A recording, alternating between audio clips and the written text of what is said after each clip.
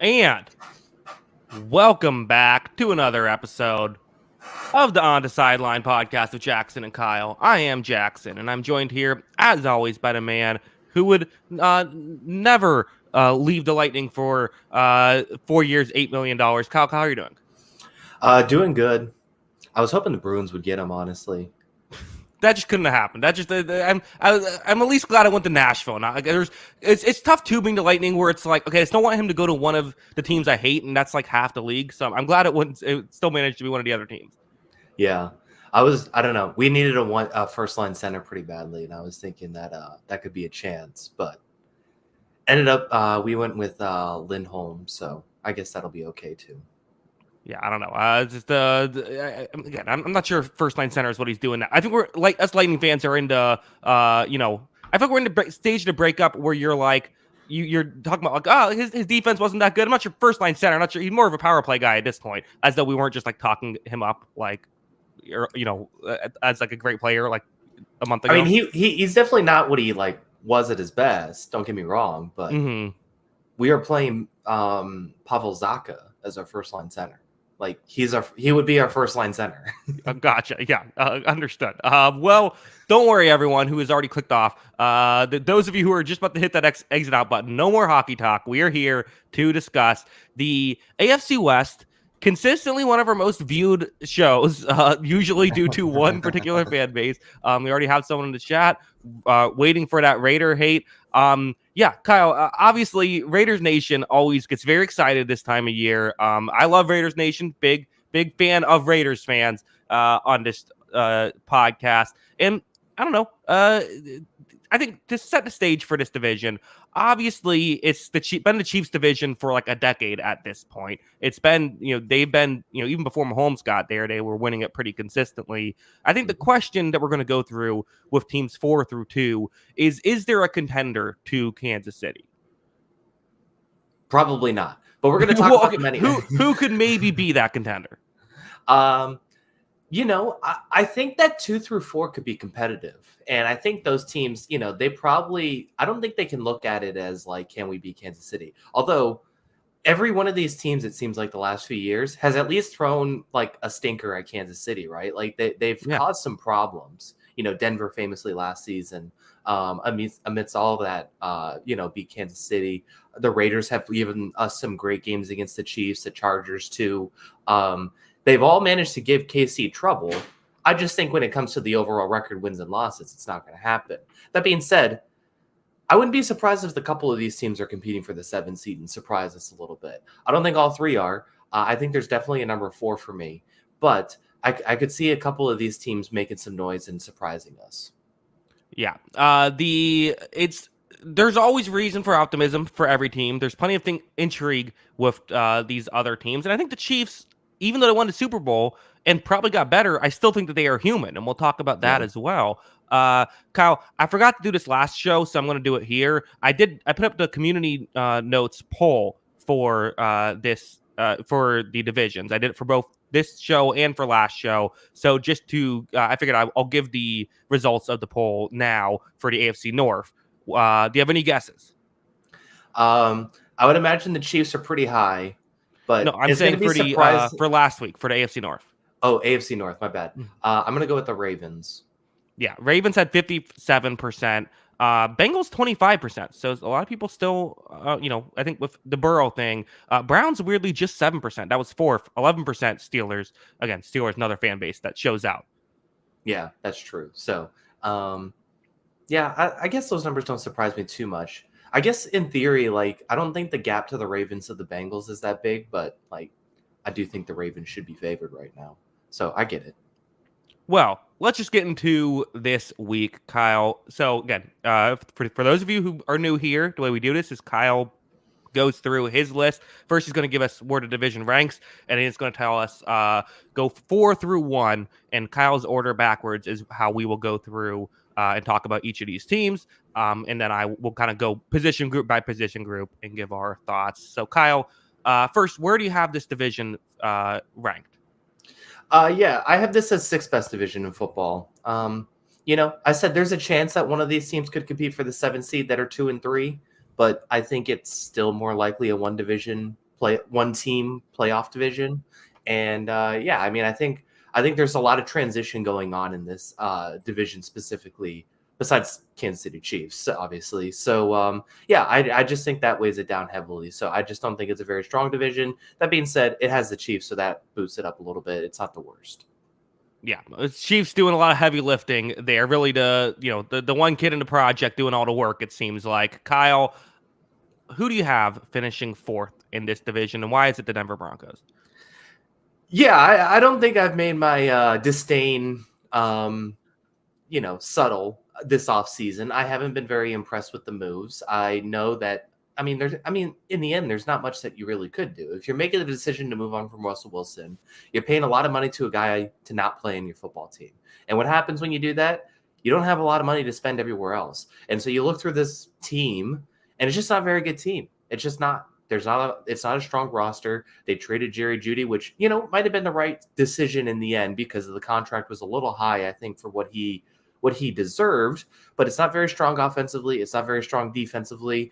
There's a couple of players I'm interested in throughout the roster, but it's a whole lot of we'll see, I guess. And so yeah, I'm not overly thrilled with this Broncos season, and this definitely feels like a transition year.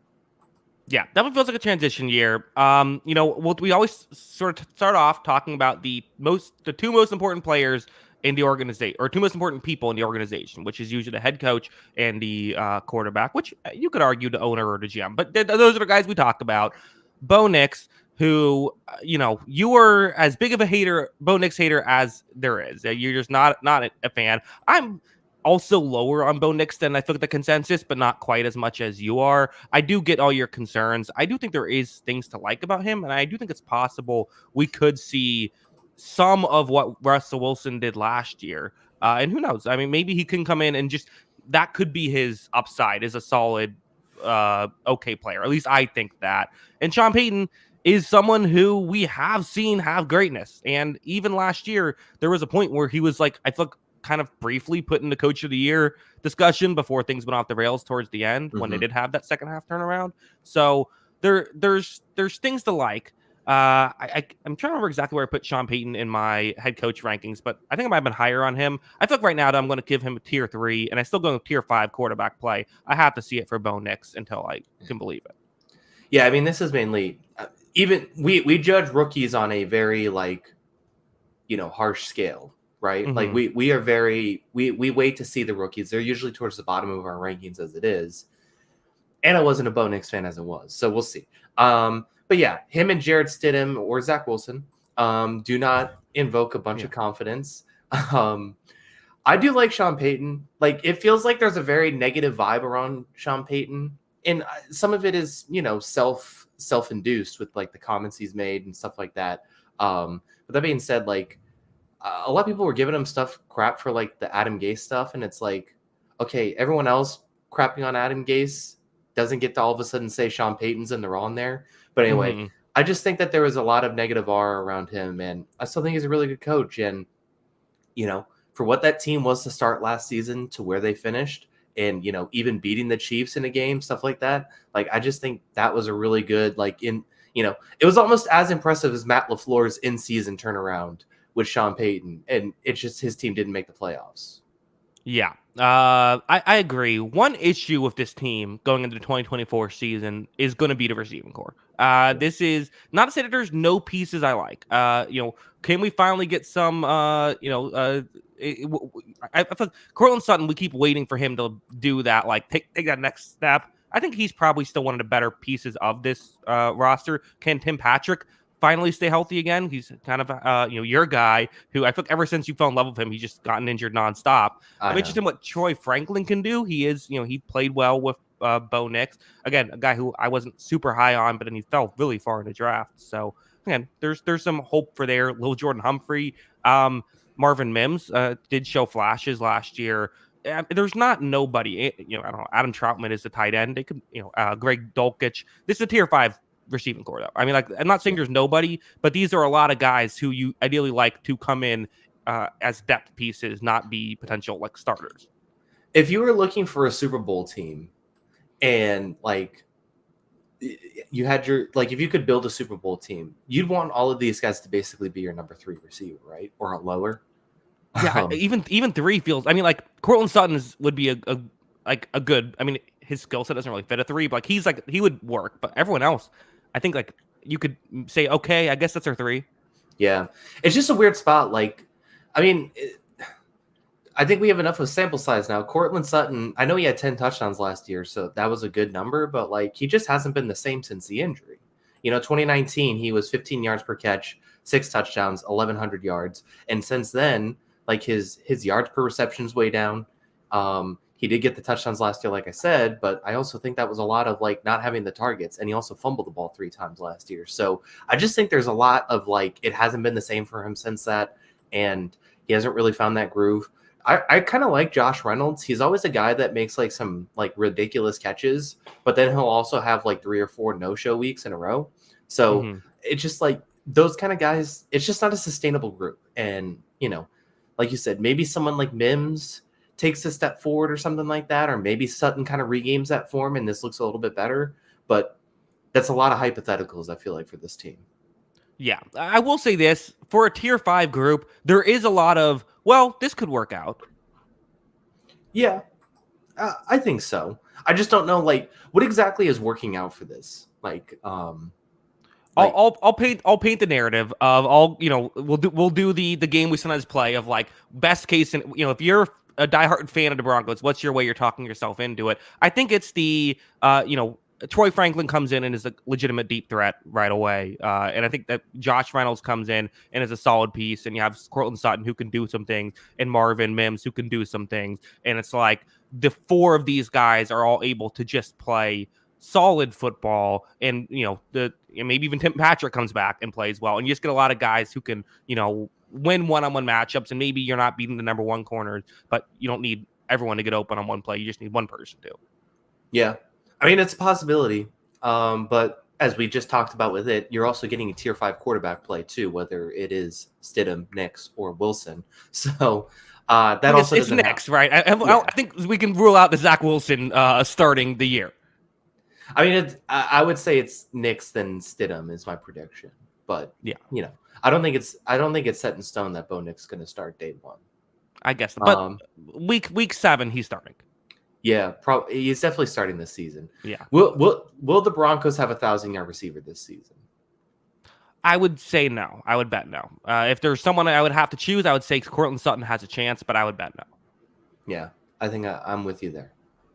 Well, let's go offensive line then, because this is mostly a bright spot of this roster. You have, I would say 2 good tackles. Mike McGlinchey, who, say what you want about him in San Francisco, has been a solid tackle, solid right tackle. Garrett Bowles is very good. Once you realize you don't actually have to hold, you are allowed to let go. He's been pretty good. I would say very good. And then you have, Quinn Mirnitz on the interior, who's also really good. Ben Powers, I like. There's kind of a question about who's that 5th guy. Is it going to be Luke Wattenberg? Is it going to be Calvin Throckmorton? Give it to him. That's a fun name. Not a lot of great, stuff there. So even though I do like 4 out of these 5 guys, I'm still going tier 3 because, as I want 5 good starters, and I just don't see that right now. Yeah, and there's no real I mean, I guess Bowles is probably the standout name of this group. I mean, it's a solid group, like you said. It's not a perfect group, but it is a solid group, and it's tough when your bright spot is a tier 3 offensive line. Yeah, not ideal. I think it's fair to say. Well, the bright spot could also be. Many would say the bright spot could be the running game. Javonte Williams is interesting, right? Because he was supposed to be this like. I feel like he showed real flashes his rookie year, but we haven't seen him stay healthy enough. He hasn't really hit that high just yet. I like P. Ryan a decent amount. I think he's okay. So there's enough of like those guys are good enough for me. I'm willing, and then they drafted a guy as well. So I think there's enough there. Just with there being several different pieces, I'm willing to go like tier 4. But I agree with you. I think that the offensive line's the bright spot. Yeah, it is the bright spot, and I mean Williams. Once again, it's another guy on this team similar to Sutton. Just I know last year was his first year back, but it didn't quite look the same as his rookie season. Where he looked really explosive. Like you said, Piron's a nice, option, McLaughlin even too. And yeah, like you said, Audric Estime, like he's a tank. I wouldn't be surprised if he's seen the field this season. He is tough to tackle. So that there's 4 options there. I just don't know if it's like none of those are moving the needle for me. Yeah. The defense is, we can get there as well, as there's just a lot of like guys that I feel like I kind of like, but I don't know if I love in this. I feel like, again, this feels like the Broncos just feel like a collection of guys who should be like a rotational player that's going to be starting, and like that's kind of how I feel about a lot of this defensive line. Again, DJ Jones, Malcolm Roach, John Franklin Myers I feel like a quality player. Zach Allen, I just think is good, but then you have like on the edge, Nick Menino, Jonathan Cooper, Baron Browning. None of these guys are guys that I'm like in love with necessarily. And then, even the linebackers, Alex Singleton, I think, has done some nice things. I don't think he's coming off of his best year. 2 years ago, he was pretty good. But as a whole, like this is still just this. I think the nice thing is they have depth here. I don't think there's like a bad stuff here, but there's no guy who you're like, that's the guy you got to pay attention to. This is tier 4s on both run defense and pass rush for me for the front 7, Kyle. Yeah, I don't hate those. I don't hate those grades. It is tough. Like you said, it's a lot of guys that like you've heard of. Like even going just through the depth chart, you're like, oh, Ronnie Perkins was someone I was kind of interested in the draft, kind of thing, right? And he didn't really get a chance. And there's a couple guys like that just across this roster. And Bonito, he had 8 sacks last year, so that's something you could probably look at. But it's a lot of dudes, but like also not dudes at the same time, right? Like that's just kind of the issue. Yeah, there's no start. No one. There's 0 people who own a jersey of any one on the front 7. Maybe an Alex Singleton fan last year, maybe. And they've traded a lot of those guys too. Is the issue? Yeah, so, sure. The guys that could have been the guys you have jerseys. So, yeah, I think that's a bit of a problem. Probably the strength of this roster might be the secondary.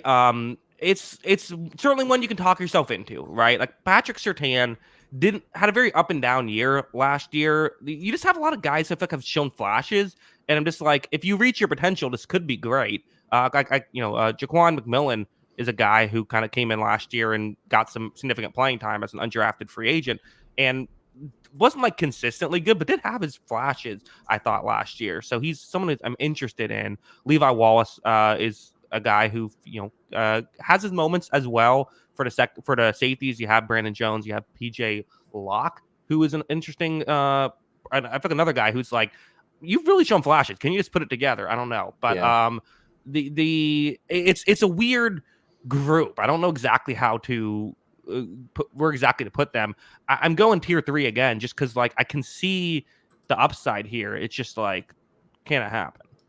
It's probably the most exciting part of the team, but there's still so much unknown. And a lot of that like most exciting part is involving Pat Surtain coming back, right? And bouncing back in a big way, which he wasn't bad, but like, I think you still expected a little more out of him last season. And I think the one thing I have real concerns about for this pass coverage, just in general, is these linebackers. I'm not a huge Cody Barton fan or Alex Singleton.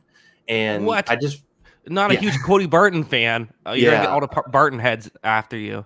The Barton heads. That's actually a pretty good name. I think that's a beatable linebacker duo, and it's not great to be in a division with Travis Kelce with those two on the field.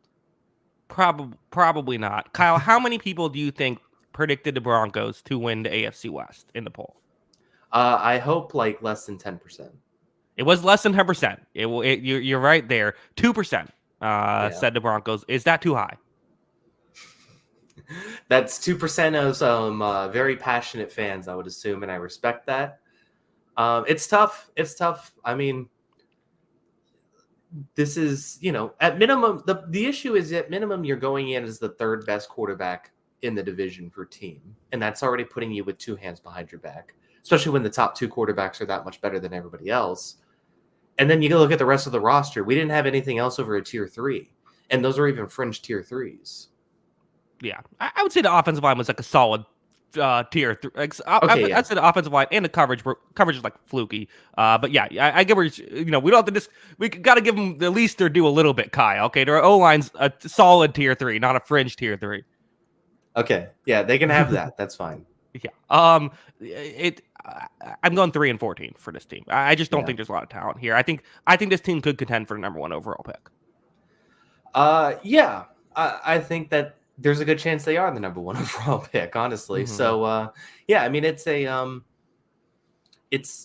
interesting. I think it's a long-term project, and I'm hoping that they're going to give Sean Payton the opportunity and the vision to work towards that long-term goal.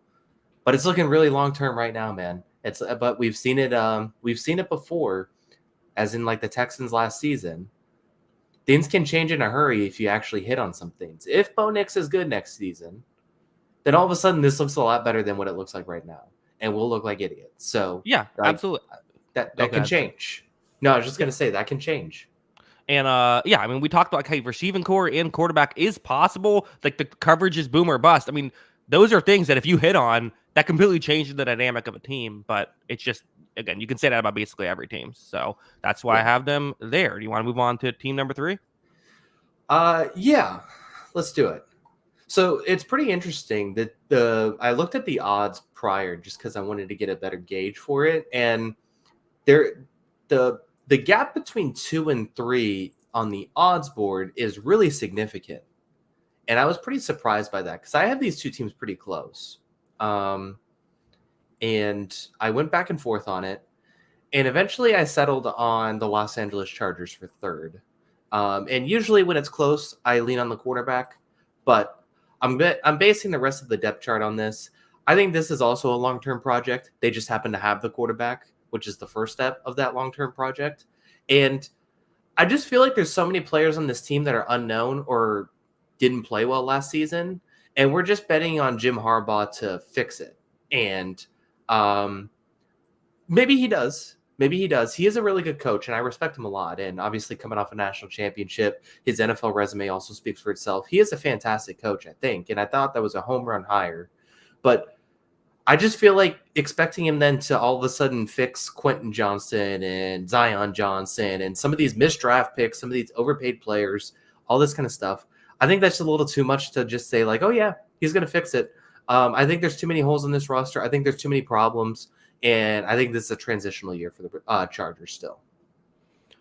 Yeah. They're another team that, like, man, can you talk yourself into or out of this team, depending on how you view it? Also, I realized I forgot to put the banner up during the Broncos section. So any Broncos fans watching after the fact, trying to figure out where your team is, yeah, my bad. We already talked about you. Yeah. But the, going to Chargers, and, we see a Raiders fan in the chat. Very happy you did not go Raiders at 3. Probably the highest you've ever had, the Raiders. But yeah. I mean, the Jim Harbaugh thing has to just be talked about. And it's like, again, you can easily talk yourself into it. He has shown abilities to get teams to turn around way faster than he thought they were going to be. Like, that's just something he's done. But this team, at the same time, feels like they're going to take more time to get turned around. Yeah, I mean, he's got an identity. He's got a style that he likes to play. And he has a proven track record of being a good developmental coach. So I think those things all, if you're going to say I'm betting on Jim Harbaugh to fix all this, I have the Chargers second in this division, I wouldn't really argue. I really wouldn't, because I do think he deserves that benefit of the doubt somewhat. I just want to see these players play on the field and look competent before I get to that, because as much as I trust Jim Harbaugh, I also trust my eyes, and I trust a lot of what I saw from like some of these guys who underperformed last season. And I don't think, like, as much as we didn't like Brandon Staley, and I think Brandon Staley definitely deserved a lot of his criticism, I don't think a coach is necessarily going to fix all of this and just say, oh yeah, everybody's now good. I just don't think it works that way. I gave Jim Harbaugh a tier 2 coach. I think that there is a lot of really good stuff. I also gave Justin Herbert tier 2, and I think I had him 5th in my quarterback rankings, if I remember correctly. But I just feel like I don't know if I can quite put him on the same tier as Lamar Jackson and Joe Burrow and Josh Allen. I do want to see a little bit more consistency from Herbert. I also fully acknowledge that the Herbert haters are absolutely insane, and so much of what went wrong in his career has been outside of his control. Herbert's fantastic. Herbert's the reason why Jim Harbaugh went here. Herbert's the reason why you probably feel a little bit nervous putting the Raiders above the Chargers is because he is just a guy who can win you football games. Yeah, like he's the 5th or 6th best quarterback in the NFL, and if it came to just purely like talent, he's probably 2nd best. So or 3rd maybe. He's in that conversation though. But yeah, I mean, I think it's fair criticism. I think some of it is fair criticism, and I think some of it goes over the top, right? I think the people who are going over the top are upset that people call him a top 5 quarterback, and I think he deserves it talent-wise. That being said, I do think there are things he can improve upon. I think he could improve upon his improvisation game. I think he'd improve on his, that extra, I think he's very robotic as a quarterback. I think he knows he can make any throw. I think he stands in the pocket, makes good throws, but we've seen these the difference between him and the top guys is that when a play breaks down, it seems like they're making a heroic play, and it doesn't always seem like Herbert's making that play. He does sometimes, but not all the time. And I feel like that's the difference between him and that top 4 guys. Yeah. And again, we're nitpicking. He's great. Yes. And I do think that part of why maybe sometimes these things can't work is because he doesn't have anyone to throw the ball to, which might not get a lot better this season, unfortunately. And I think this is something you definitely look at as, on paper, a disaster, quite frankly, of this receiving core. I mean, Ladd McConkey is a guy I think we both liked coming out of college, but I think in an ideal world, I like him as like a number 3 option, at least as a rookie. So for him coming in to be a number 1 is concerning. Quentin Johnston, I will say this, he did have his best couple of games, the last couple of games of the season. I don't know what you take away from that. I had pretty much given up on him halfway through last year, but there's maybe something there. Like Joshua Palmer, DJ Chark is in the mix, like Will Dissly and Hayden Hurst at the tight end position. Kyle, is there any guy here who, if they were a number 2 receiver, you'd be like, okay? No. I mean, Palmer and Chark are 3rd guys, just straight up. Mm-hmm. And again, it's one of those things too, where it's like, how many of these guys are number 3 options? I think McConkey, sure. Yeah. I think the best version of him is, but he's also the most unknown because he hasn't played on the field. So, that's one of those things like, we're hoping for some development in Johnston, but it's not guaranteed. He could be just a bust and a bad pick, and it happens sometimes. I'm not going to criticize the pick because I also like Johnston in that draft. Sometimes it just doesn't work out. But yeah, so far it hasn't looked great. And same thing, McConkey could also be one of those guys, but also I think he's a very creative slot receiver. I think he's very quick. I think he could be really dynamic, but he's the guy I'm definitely most excited for from this group, but we got to see it on the field. Yeah, I'm starting to realize why the Chiefs got rid of L'Jarius Sneed. Like looking at their division, like we're okay. we don't really need that many horses back here. Yeah, they can half cover and it's 6 wins. It feels like. Yeah, like Joshua Williams is fine as number 1. Yeah, we're all right. Yeah, but that being said, they have 2 high pro. They made the decision to go Joe Alt over Malik Neighbors, and I think that's a very justifiable decision based on what Harbaugh wants to do identity-wise, and also Joe Alt is a very good prospect too. So I think it's a justifiable decision. But then you got to see something out of these guys that you've drafted now. You got to get some sort of development. Otherwise, this is another year where you have no options. Yeah, well, let's just go to the offensive line, which has potential to be a real bright spot. Obviously, they drafted Joe Alt, who you were a big hater of in college. You said that he was such a bad player, you wouldn't even have him as your number 1 tackle. No, you still were a big fan of him, just like another guy a little more. I was a huge fan of Joe Alt. Most people were huge fans of Joe Alt. You also have Rashawn Slater, who will be blocking across from him at the tackle position. Could be one of the best tackle tandems in the league. You then have Zion Johnson, who I think is a fine guard. Jeremy Slater, who is starting to get a little bit more shaky. Bradley Bozeman should be an okay center as well. So to me, this is another one where I don't know what to make of Joe Alt. I think Joe Alt's going to be good. I think the interior will hold up. I'm gonna go tier 2. I was in between tier 2 or tier 3. I think I'm gonna go tier 2 just because I'm a believer in Joe Alt, and Rashawn Slater is just awesome. Yeah, I mean, it really this could be the best tackle tandem in the league for a long time. It could be. If Joe Alt's I mean, he's a giant human being, and everything looks great. So we'll see it on the field. But yeah, I mean, the prospect, definitely backs up the pick. But it just comes down to, I think, this interior offensive line, because I do like Joe Alt too, and I think he could be good year one. Although I continue to say, more recently, tackles have taken a little bit longer to kind of find their footing in the NFL. I don't know why necessarily it's different now compared to previous, in the past, but it does seem like to happen a little bit. But that being said, I'm still really high on Joe Alt. I just think it comes down to this interior offensive line. Zion Johnson has struggled since he's come into the league as a first-round draft pick, and they kind of need him to be good. I think, they kind of need him to be good, and they need this to work out in the interior. Otherwise, as you say, the offensive line falls apart. Zion Johnson's one of those guys that I feel like everyone talks about how he struggled, and I always feel like I feel like he's played okay. Maybe that's a video I need to make. Is I think Zion Johnson isn't bad and is actually just okay. You think that would get a lot of clicks, Kyle? I can't imagine that doing too well on the the search bar. Possibly not. Every now and then I get one of these opinions, and it's just like I just have to sit with the. It's hard. I have this channel so I can give my opinions. Like that's what I'm doing here. I mean, if you want to put the extra time into the video, do it. You're right. Yeah, I should make it. Why not? It's my channel. Gotta live a life. I think living life is not making that video. The halfback room. You got it's one weird. viewer. Okay, cool. All right. Well, I got someone at least. The former Ravens backfield is here with the J.K. Dobbins and Gus Edwards. I don't know. The Chargers want to run the ball. That's what they're doing. That's their new identity. I don't love the running back room. I think that's okay, perhaps, but it's tier 5 running back room for me. I mean, I don't know. I mean, well, I'll go tier 4. Gus Edwards has shown some flashes. I think Gus Edwards. I quite frankly, I think he's a product of the Ravens system. I just do. Yeah, I would agree with that.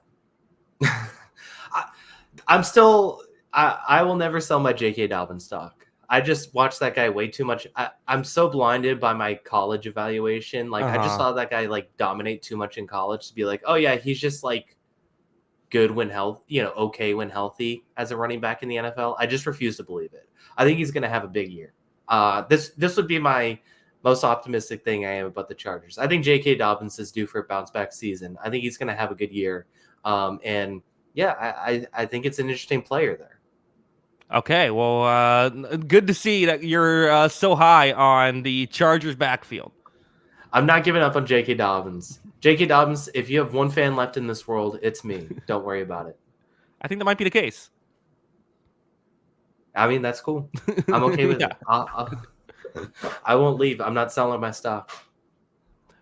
Let's go to the defense, which was such a mess in the Brandon Staley era, to the point where even Derwin James wasn't playing well towards the end of it. You have, Alohi Gilman as the other safety. So again, there's the hope. The entire hope is with a different defensive coordinator, can just everyone play better, right? Like that's pretty much how you're viewing this defense of, Asante Samuel Jr., he's kind of been the one guy who's been all right, which again, they don't put a ton of stress on the corners. So that makes sense. If they put more stress on the corners, could he struggle more? I think Christian Fulton might end up being the starter here, which I guess there's worse options. But again, he's someone who PFF hated last year. He was the 118th graded player out of 127 corners last year. So there's that. I don't love this. I don't love this secondary. I guess I'll go. Is it a hot take to say tier 4 instead of tier 5? I like enough players here. I think there will be some bounce back that I'm still willing to give them a little bit of hope.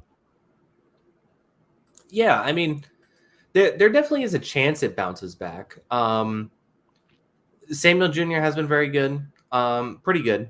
And Derwin James has been good in the past. He wasn't good last year, like you said. Even Alohi Gilman, I think he was almost like a 90 grade by PFF last year or something weird like that. But I think also a lot of that, he also, created I think he had 4 turnovers last year or something like that. But, I think there's some interesting pieces there. But yeah, I mean, it comes down to there's still holes and teams are going to attack those holes, especially. So, especially teams like Kansas City that they got to play twice a year. So I think that's a bit of a problem. But yeah, I mean, it's not great. But at the same time, there's a couple pieces there. I agree.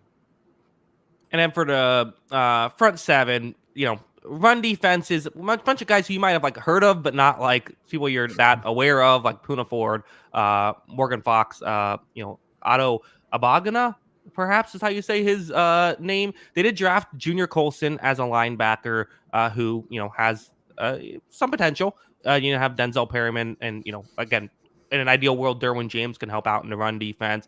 I'm not crazy about this run defense, but you got Khalil Mack and Joey Bosa, who I think will at least make it not a tier 5. Going tier 4 run defense, but I'm going tier 1 pass rush with Bosa, who got injured and didn't have his best year, but Mack still playing at the height of his powers, and Bosa and Mack still an elite tandem.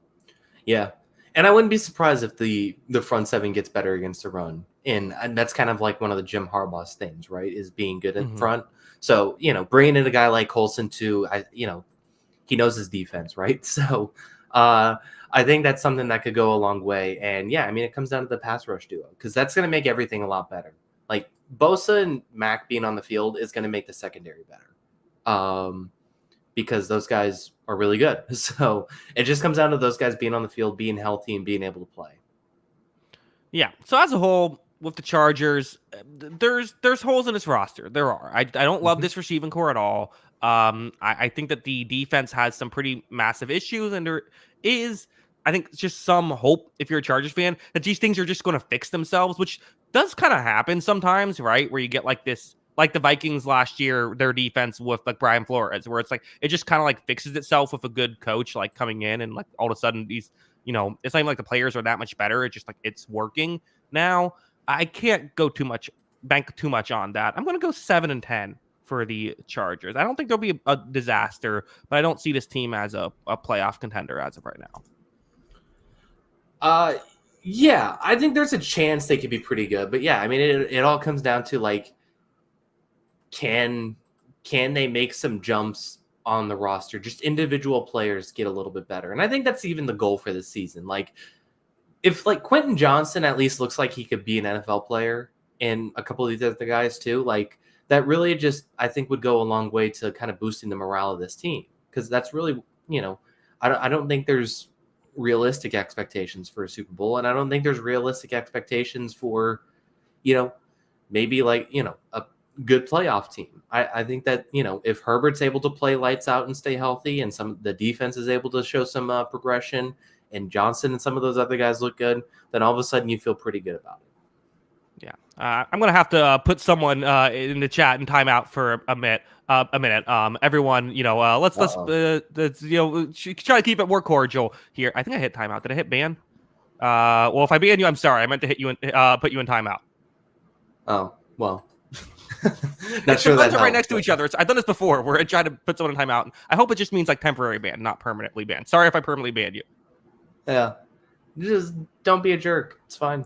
Yeah, just everyone just try to keep it core. Again, has there ever been a AFC West podcast where this hasn't happened? Probably not. These fan bases really don't like each other. Yeah, it's a thing. Yeah. All right. Well, okay. But anyway, I think that can put a bow on the Chargers. Kind of an interesting. I think there's a lot of optimism about the Chargers. I just don't know if it's this year. Yeah, no, I mean, they made the right hire. That's the first step, I think. And once you start, if you see some progression, that's the best part. And I think 7 wins would be a massive success, honestly. Like, I think that'd be a huge step forward, especially if some of these young guys look good. Do you have a guess on how many people predicted the Chargers in the poll? Like 7%? A little bit higher, 9%. So so there's some hope for the Chargers. Let's move on to the top 2 teams. Kyle, most people think they know where this is going, but are you about to shock the world? Are you about to make this the most liked podcast in the history of this show by putting the Raiders at number 1? So here's my problem with the Kansas City Chiefs. I'm just kidding. No. I have the Raiders number 2, and I think that's a justifiable ranking. No, I don't love their quarterback situation. So why did I pick them over the Chargers? Because I kind of like this defense. I think this defense could be very good. I like the players. I like some of these guys in the secondary. I like the defensive line. I think that it could be a really nasty group. And yeah, I think that's a really nice group. I think that they hired the coach that everyone really likes, which I don't know if it's going to work long term, but they're going to try it at least. So, yeah, I'm going to ride on this defense and a couple young guys that I'm interested in on offense, plus Devontae Adams, that are going to make life easier for their quarterback play. And, yeah, I'll take the Raiders number 2. The Raiders are interesting because there is a lot to like about this roster. We always start off, though, by talking about the quarterback and head coach. And quarterback play with Minshew and Aiden O'Connell is not a great room as of right now. Minshew is a good backup, I think, and Aiden O'Connell, again, I'm not gonna say didn't show flashes as a rookie, but you're really hoping he takes the next step if he's going to be the starter. I think the quarterback that's the biggest hole in this roster, right? Easily, yeah. I mean, I don't know. O'Connell has the very smallest of flashes, right? And I think it's okay to get a little bit excited. I thought there were some moments, but I don't know if this is a long-term solution, and I would still bet it's not. So I think it's okay to give him another chance, especially when, with Atlanta taking Penix, I think definitely threw this team for a loop, right? Mm-hmm. I'm just going to assume that their plan was to take Michael Penix. And yeah, I think that threw this team for a loop, and now they're in a little bit of a tougher spot. And I think it's completely justifiable at that point to give Aiden O'Connell another chance. But I think it's more likely they're looking for a quarterback next season. Probably. There were rumors that they were looking for quarterbacks during a draft, and I think they did the right thing of, like, once they realized that wasn't going to happen, like, just, okay, it's not going to happen, let's just get a good player. So I don't think they did the wrong thing there necessarily, but I do agree with what you're saying. Let's talk about Antonio Pierce, who is Raiders fans have gotten very excited about. There's the Dan Campbell comparisons due to the leadership and just how much it's like, I remember when Dan Campbell was with the Lions, you just couldn't stop hearing reports about how much players loved him. And it's like, okay, I guess that's something. I would say, though, like with Dan Campbell, when we saw him, his first year, there's like, oh, like these X's and O's are really good. Like, oh, this fourth down decision making is really strong. Like, oh, he's faking a punt here and it's working. Like, there was a lot of other stuff besides just the he's likable that made him fascinating right out of the gate, even when they weren't winning.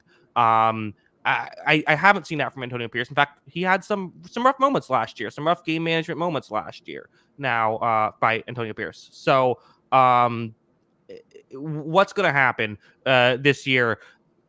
I don't know. I have him as tier 4 right now just because to me he's a complete unknown.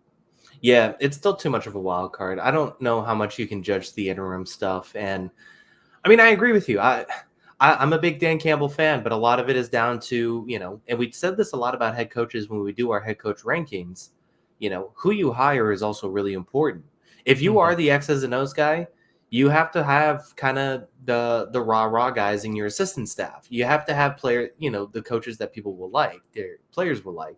If you are the players are, the players coach, if you will, you have to have the X's and O's coaches on your staff. So it's going to come down to how the hiring looks, and we'll see how it looks. I agree with you. I thought there were some rough moments last season, and I don't think he learned necessarily a lot of the game management stuff from Herm Edwards at his time in Arizona State. So I think it's still very much of an unknown, but yeah, I mean, it could work. And, Antonio Pierce has seen a lot of success in his life, so I wouldn't be shocked if it works. But it all comes down to his staff. He's got to have A1 staff, A+ staff. Yeah, that tends to be the way. Mike Vrabel could be another comparison of kind of how that worked, where when he had a good staff, it was a lot of success. The weapons are interesting. We talked about kind of like, the Chiefs don't have to worry about covering anybody. This is an exception because running back room not so much. In fact, I have it as a tier 5 running back room with Zamir White, who has shown flashes. I'm interested in seeing if he gets like significant playing time, what happens. Alexander Madison's been a career, a guy that people get confused with Dalvin Cook, but has had some success. So again, if he gets more touches, how will that go? But for the rest of the weapons, I mean, Devontae Adams is still a number 1 option even at this point in his career. Jacoby Myers is a good 2, like kind of the classic example of kind of I thought put in too much. They tried to get too much out of him in New England being a number one, but as number two, he really works. Brock Bowers will be that third option. You would assume Michael Mayer can definitely show some things, and then you just have some like Trey Tucker. Can he do stuff? Michael Gallup. I like that as a flyer. Like there is a lot of depth here. There is you have a star and you have a really a guy in Jacoby Myers who you trust to win one-on-one matchups if they're double teaming your star. So there's a few receiving cores I do like more, but this is a tier 2 receiving room for me. It's very good. Yeah, it is a really good group, and it's the strength of the offense for sure. Mm-hmm. So, and that's a really good strength to have. And I am very excited for Brock Bowers next season. He is a really dynamic tight end. I don't imagine him being on the line of scrimmage a whole lot his first year. I think they're going to split him out, and that stuff he did a lot at Georgia too. Taking handoffs on jet sweeps, doing some unique stuff there. And I'm curious to see how they kind of apply his fascinating skill set, honestly, to an NFL offense. So I think he's a pretty dynamic player, and I think he can make an impact. Close Michael Mayer, I think that's a really good tight end duo, and it could end up being one of the best tight end duos in the league, honestly. So I really like that group overall, and top to bottom. And getting a guy like Michael Gallup is a luxury item at that point, right? So getting guys like that is, I think it's pretty interesting, and I think it's a pretty formidable group. Yeah, and keep it going with the offensive line. Colton Miller is the star of that with the really good left tackle. Although Andre James has been a very good center for them for quite some time as well. The rest of the interior, they added Jackson Powers Johnson, a guy who I think we both very much liked and thought could have gone. At least I know for myself, I thought should have gone in the first round. So he should be a really valuable piece for them. You have Dylan Parham should be the other starting interior guy, but then you also have like Anders Pete and Cody Whitehair are both on this team, which is interesting. They're both going to be depth guys, but that's I could see either of them bouncing back to be starter caliber. The other tackle position is where things get a little bit hairy. Thayer Munford was a 7th round pick who came in last year, played like 500 snaps, and actually like for PFF grades, like graded pretty well in those snaps, but it can he be figured out with a full season type of thing is kind of the question mark. I do believe he will start the year though. Again, I like the depth. I like that there's guys who I kind of do trust here. I'm going tier 2 here, Kyle. Yeah.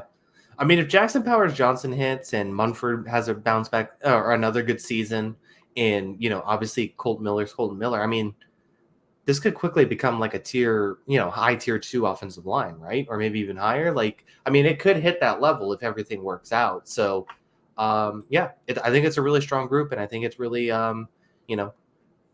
it's not far away from being really, really good.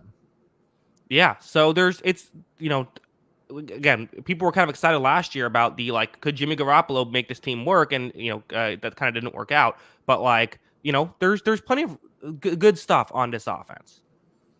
Yeah, I can't hate it at all. I mean, it is an offense that looks a quarterback away, right? And even the backfield, like you said, Zamir White's interesting, and Mattinson, he got way too much hate, I think, for Minnesota putting him in a bad situation. I just think he's a good third down back. He can catch the ball in the backfield pretty well.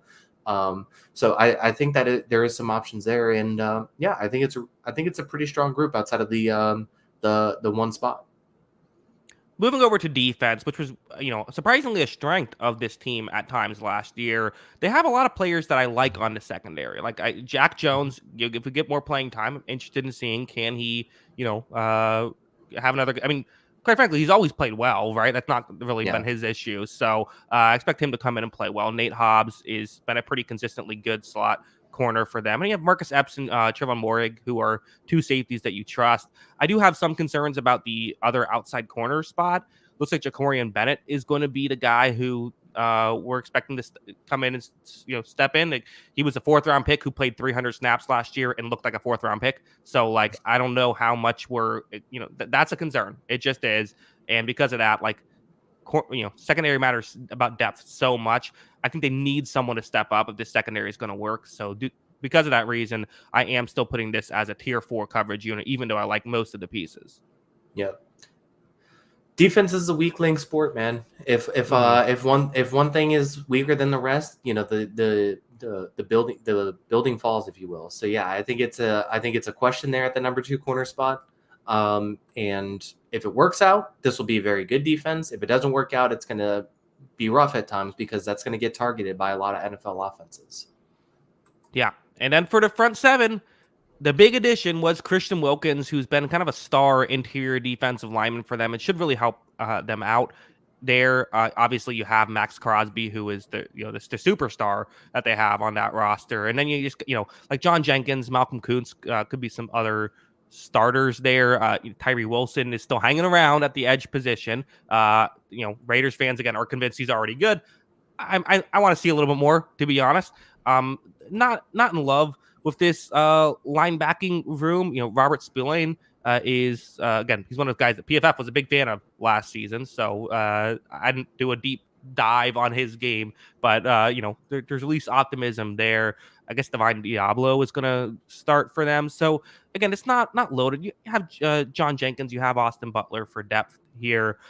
Again, there's things I like about this. I think maybe this will be a hot take for pass rush. I don't think I can go tier 1 because I just don't love, I think Malcolm Kuntz is solid. I just don't love the other edge rusher position. And I just, because of that, I can't go tier 1. I'm going to go tier 2.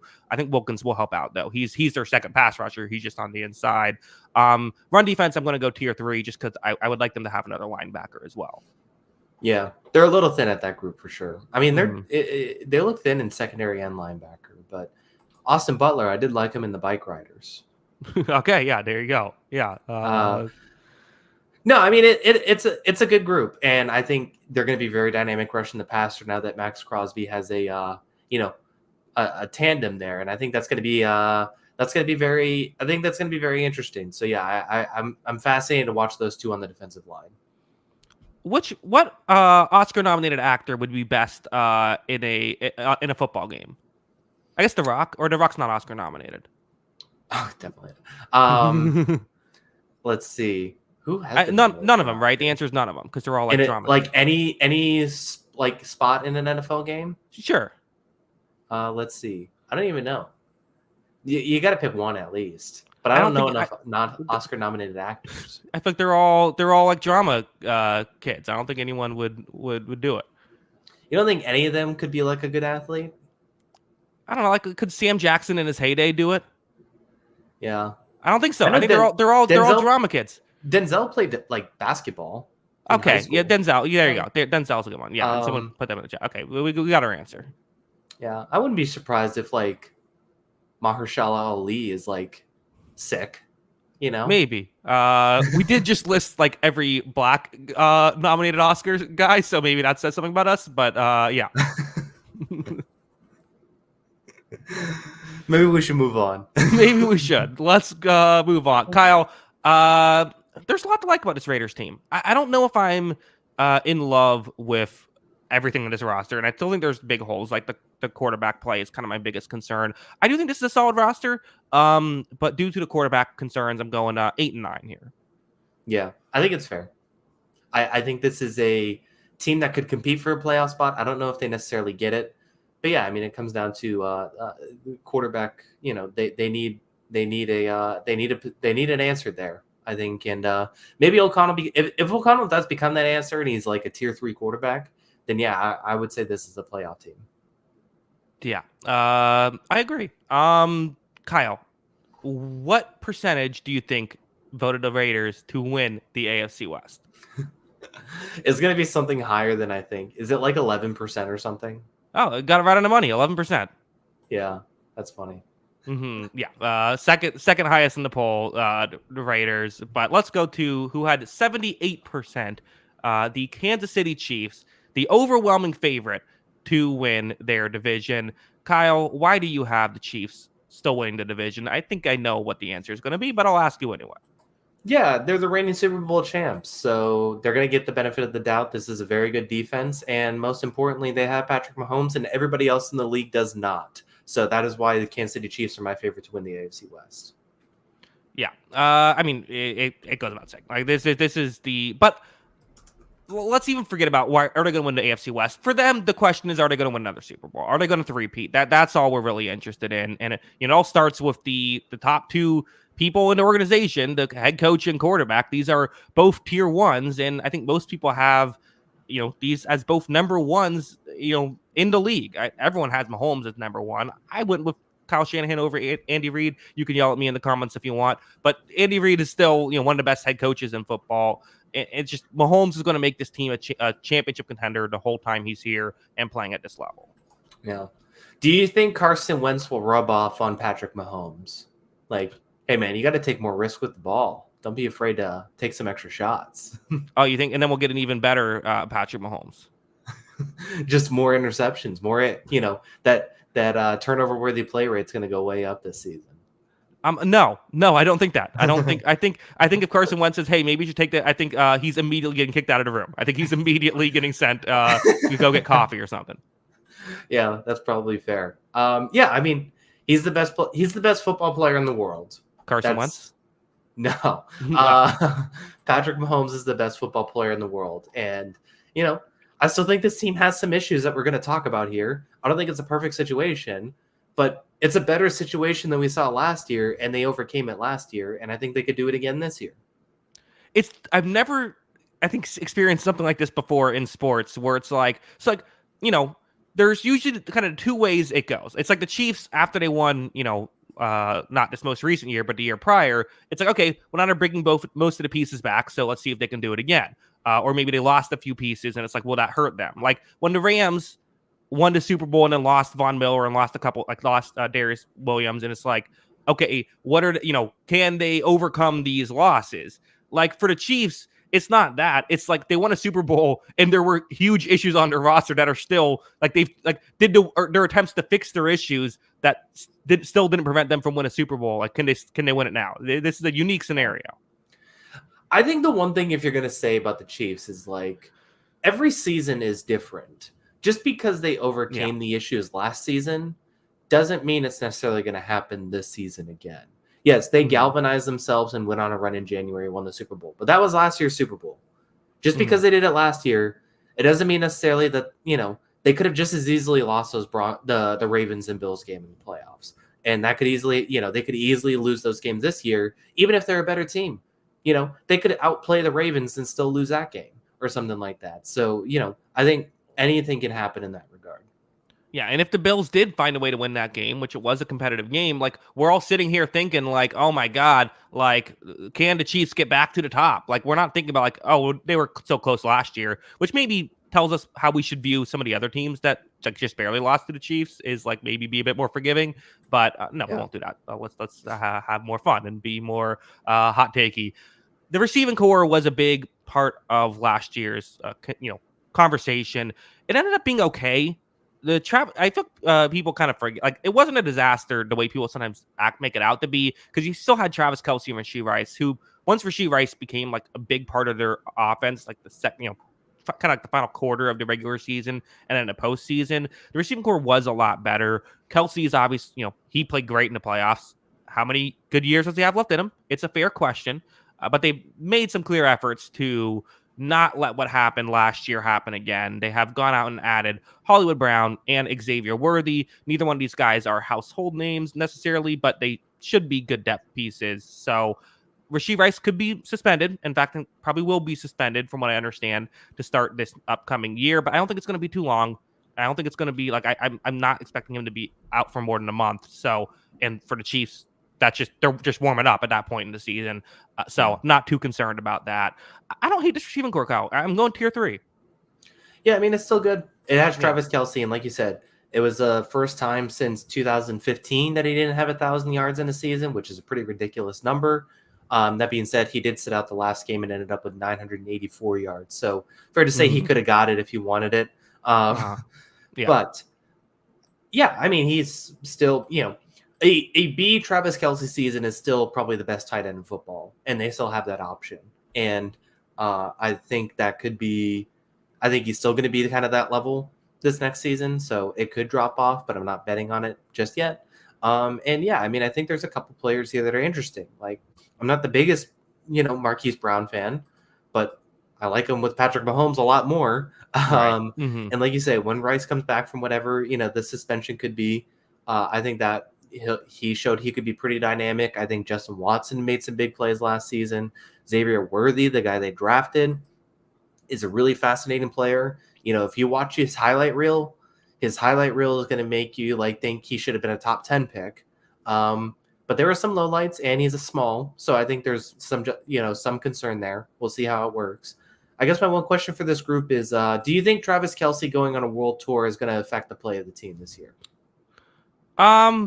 Yeah, Taylor probably. Swift, Taylor Swift, I think, Taylor Swift. I got to yeah, get the clicks up. So okay, God, the AI that's watching, that's gonna put this up in the algorithm. Yeah, exactly. So Taylor Swift, Travis Kelce, make sure to click. Yeah, there you go. And we managed to go through this entire segment without bringing up Kadarius Toney. I think real maturity. Yeah, that's probably by us. justified. Yeah, I think we good work by us. Running back real quick. I actually like Isaiah Pacheco. I think he's an underrated player. I don't love the depth for this though, so I'm still just going tier 3. So not banking on the Clyde Edwards-Helaire breakout season. Could be wrong. That's where I'm going with that. Offensive line is interesting. I mean, Joe Thuney, Creed Humphrey, Trey Smith doesn't get much better than that. Wayne Morris and Jawan Taylor doesn't get much worse than that, Kyle. This is very unique. Taylor can pass block all right, so I shouldn't say that much, but it's that's kind of all he does. I'm assuming Wayne Morris is going to start. They drafted Kingsley Sumatea, who is Penei Sewell's cousin, I believe it is, who great physical athlete, has none of the pieces there right now, and it's really got a guy who's a project. I don't know if he's going to be ready year 1. I do not like this tackle situation at all. It's tier 4 offensive line because of the issues. Kyle, does any of that matter? Probably not. Mahomes does have the ability to buy so much time that he can overcome bad tackle play, so it's probably still going to be okay. That being said, I still don't love it. And if you have bad tackle play, like, while Mahomes is a very good escape artist, one weird hit is going to derail the whole season, right? And having two tackles that are question marks could lead to some weird hits. Like, I think that's the one thing you have to look out for the Chiefs. And now that they've actually started calling penalties on Jawan Taylor, which took 1 week as a Chiefs player, he kind of fell off a cliff. Was it a cliff? Maybe like a hill. He fell down the hill. Yeah, that's fair. Yeah. Well, he's like Humpty Dumpty falling off the wall kind of thing. I don't know. But anyway, I had to look We'll workshop it. We'll figure it out the better bit in a second. Yeah. I had to look up Wanya Morris to make sure that was a real NFL player too. I didn't believe it for a second. So yeah, that's a interesting. I think it's an interesting tandem. Yeah, Wanya Morris has gotten some playing time. Or I guess last year's one year he got playing time. But yeah, he was 3rd round pick. Okay. Yeah, in 2023. So there you go. Yeah, I remember him coming in a little bit last year. I thought I didn't realize he was a rookie last year, but okay. Yeah. Anyway, there's some issues there with the Chiefs. Now, again, those issues were issues last year, and you could argue they could even be better this year than they were last year. I want to move on to my biggest concern with this Chiefs team isn't even a negative. It's a positive, I would say, or at least a decent I would say it's a positive, but it's not as positive as it was last year, which is the secondary. They lost L'Jarius Sneed.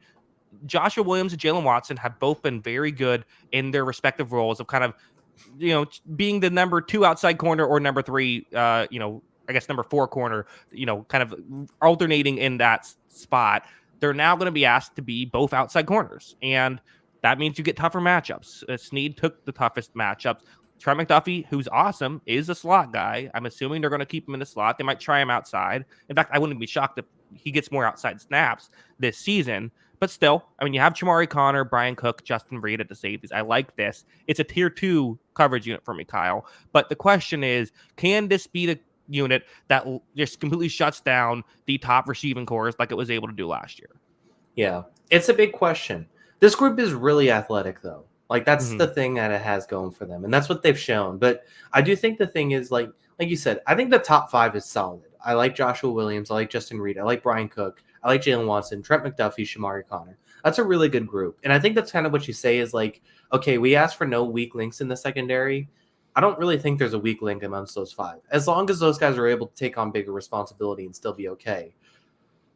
But it's not very deep. beyond that, right? Like you're asking a lot for Echo Boydo or like Kelvin Joseph to have to step in potentially, and fill that Joshua Williams role. And those are guys that, I mean, basically haven't seen the field a whole lot. And those are big questions for sure. Yeah, I mean, like it's the weird thing where it's like, man, we're going to have like day 3 picks, like are going to have to come in if they have an injury. But then you kind of remember it's like, well, Jalen Watson was the 7th round pick and Joshua Williams was the 4th round pick. So like, it's like, well, maybe they'll figure it out again. But again, how much can you catch? How many times in a row can you catch lightning in a bottle is the question. The front 7 is interesting as well. Obviously, Chris Jones is the highlight. He is the elite interior pass rusher. Still at this point in his career, is still the best. He's the best interior defensive lineman, I guess, for the first time in his career, right? Because Aaron Donald retired, so he finally gets to be that guy for at least a season. Although Dexter Lawrence is coming up, so you gotta hang on to that while you can, Chris. But Derek Nottie also is an interior guy. Mike, the edge, George Karlaftis. I'm interested in, could we see anything from Felix Indik Uzama at the edge position as well? You also have, Mike Dana, Charles Amenahue as well. And then the, linebackers, another real strength of this team, Nick Bolton, Leo Chenal, and Drew Tranquil. So there's really good linebackers. I'm going tier 2 run defense. I'm kind of in between tier 2 and tier 3 pass rush. I'll go tier 2 pass rush as well, just because Chris Jones is so good. Yeah. Chris Jones is so good. And I mean, they missed Nick Bolton for so much of the season and they were still just like rock solid everywhere. Like it didn't seem to matter. And so, I mean, they just overcame one of their best players being injured for a lot of the season. And I just think that's impressive. And, George Karlaftis had a huge breakout season. He was pretty good. I like Mike Dana too, as the second edge guy. And like you said, Enudike Uzama, like you could say, well, it worked for Karlaftis last year with the second year breakout. Could it work for him? I mean, there's a lot of options here, and there's a lot to be excited about for this front 7. Yeah. So there's a lot to be excited about. I mean, if you're a Chiefs fan and you're not excited, I'm worried about your pulse. I mean, this is a loaded roster. There are some concerns. This is not a perfect team because, like I said, the receiving core still has its issues. The offensive line still has its issues, and the coverage won't be as dominant as it was last year. But it's just like, how can you bet against this team? I think they're actually going to have a bounce back year in the regular season. I think the questions could be, can they win in the playoffs once you get to those elite receiving cores? The answer is probably still yes. I'm going 14-3 for the Chiefs. Yeah, can't complain about it at all.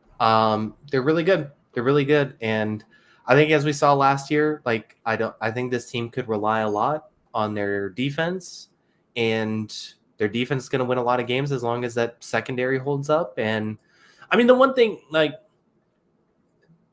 this team just seems built to win playoff games. And then they have Patrick Mahomes on offense, which is the big differentiating factor. And it's a really good group. It's a really good group overall. And as long as they have the most important guys at key positions, they're going to win a lot.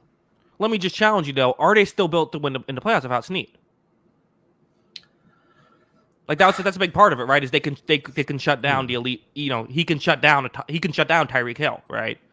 Yeah, but yeah, that's going to be the question, because like if they run into a Garrett Wilson, if they run into a Tyreek Hill, if they run into a Jamar Chase in the playoffs, is Jalen Watson going to be able to hold up? I like Jalen Watson. It's the big question for the season, I think. Beyond like, can this receivers play better, and can the tackles hold up? Like, I think Jalen Watson is going to be key to a lot of those big games.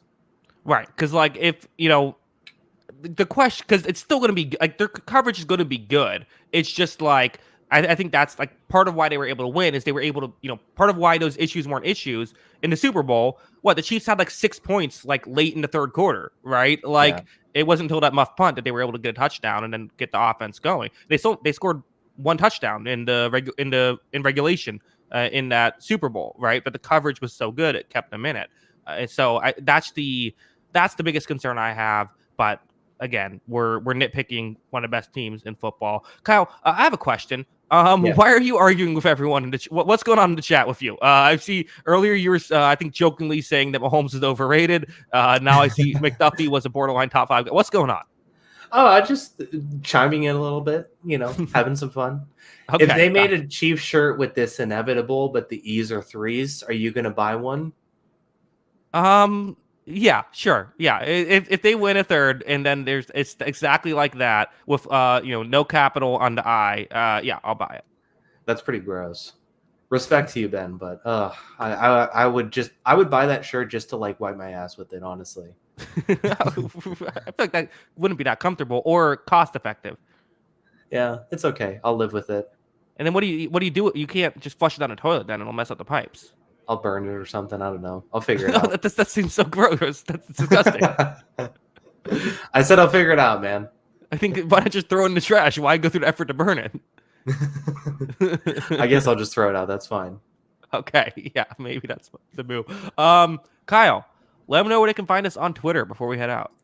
Yeah, make sure to follow us on the Twitter. That is at Jackson Kruger. Make sure to follow me at by Kyle Bronin, and make sure to follow the account page at On the Sideline JK. That is at On the Sideline JK. Of course, you've like audio only podcast. Anywhere you get your podcast, just search On the Sideline podcast. It should be available there. And if it's not, let us know and we'll make it available there. But yeah, next week, stay tuned. We'll be doing everyone's favorite division, the AFC South, which I have to say might be is starting to get more interesting.